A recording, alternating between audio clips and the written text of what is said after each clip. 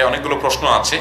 শুরুতে আমাকে চেয়ারম্যান সাহেব আসার পর 4টা প্রশ্ন করেছেন, সেগুলোর উত্তর দিতে বলেছেন। যদিও এই উত্তরগুলো অনেকের জানা আছে, কিন্তু এলাকাতে এই সমস্যাগুলো আছে বা অনেকের জানার বিষয় আছে, সেজন্য উনি হয়তো আমার দৃষ্টি আকর্ষণ করেছেন। আমি সেগুলো উত্তর দিচ্ছি, এরপর আপনাদের প্রশ্ন উত্তর চলে যাচ্ছি। প্রথম প্রশ্ন হলো, অনেকে দ্বিতীয় জানাজা বা তৃতীয় জানাজার আয়োজন করেন মৃত মানুষের, এটা কি সুন্নাহ সম্মত?